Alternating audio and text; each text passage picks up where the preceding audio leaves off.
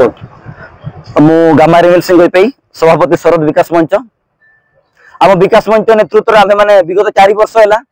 शरद block गठन दाबी आम मैंने विक्षोभ कर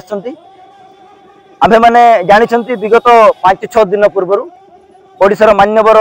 राजस्व मंत्री सुरेश पुजारी ओडिशा रे जो आमर नूतन ब्लॉक गुटा गठन होबार जो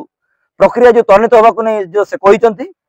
एवं आज आंदोलन माध्यम आम मैंने सरकार को सूचित कराऊँ जे आप प्रायोरिटी बेसिस प्रथम शरद को ब्लॉक गठन पर आप प्राथमिकता दिंतु जो द्वारा कि यही ओडिशा एमतीका सब चिरबलित जगह ये ब्लॉक हो पारे प्रकृत लोक मैंने प्रकृत अर्थ लोक मैंने बेनिफिट पाइबे एवं तो सहित मुझे गोटे मुझे कहबी आम मैंने समस्त जानते आसंता 5-6 दिन भितर आमर उदुआर ये आडिशनल सीट खोलू अच्छी आमर शरद रे जेएमएफसी कोर्ट होबा को नहीं मु गत वर्ष मेमोरांडम देइथिली एवं मो मेमोरांडम रेस्पॉन्स रे ओडिशा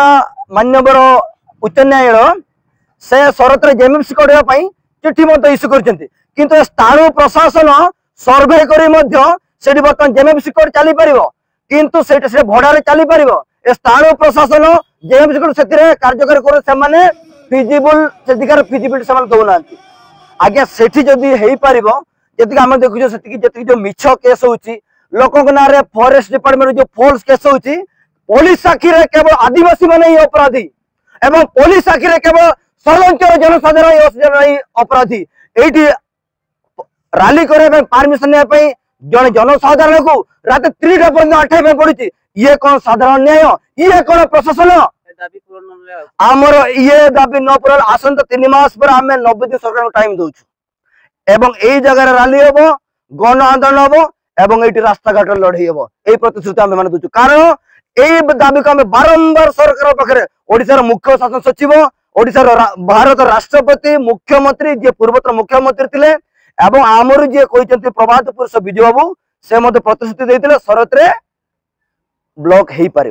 किंतु कहीं आज्ञा केवल लोक मिछ स्वप्न देखेबार समय बर्तमान पड़ जाइए लोक परिवर्तन नारा करके बीजेपी सरकार को समय बहुत दुखर कथा स्वाधीनतार 75 वर्ष बीती जाइए शरद जो आदिवासी बहुल अंचल जंगल घेरा पहाड़ पर्वत अंचल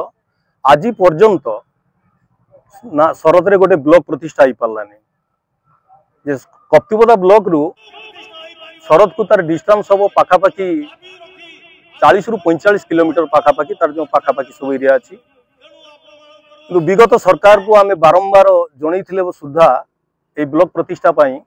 सरकार ए बाबद किसी जत्नवान हेलेनी एवं शरद रे आज पर्यंत ब्लॉक प्रतिष्ठा हो पारानी एवं अन्य क्षेत्र में बहुत सरकार सुविधार समस्त से माने सब वंचित होती ना शरद रे गोटे ब्लॉक अच्छी तहसील ऑफिस अच्छी फायर ऑफिस अच्छी कौन सी किसी सरकार कौन सी किसी ऑफिस अंचल ना एवं बहुत दुखर कथा आहरी विगत 10-12 वर्ष होलानी कप्तिपदा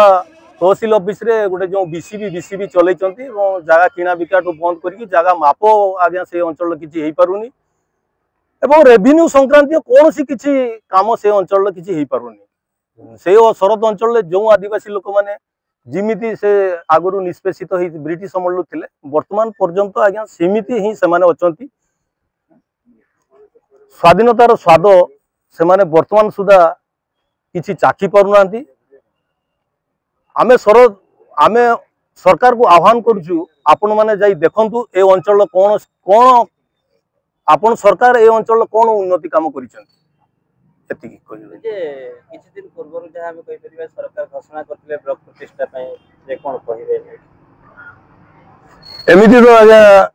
बिजू पटनायक जेतबेले थिले से शरद अंचल को प्राय 20 वर्ष तले तांकर जाइथिले भ्रमण रे सी एवं शरद रे गोटे प्रतिश्रुति देकी आस्थिले कहिथिले शरद रे पंचायत समिति हबो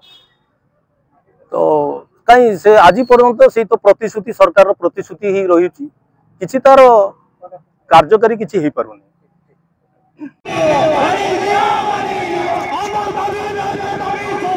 मयूरभंज जिला उदलू अक्षय कुमार करंक सह बसंत बेहरा रिपोर्ट खोज खबर न्यूज।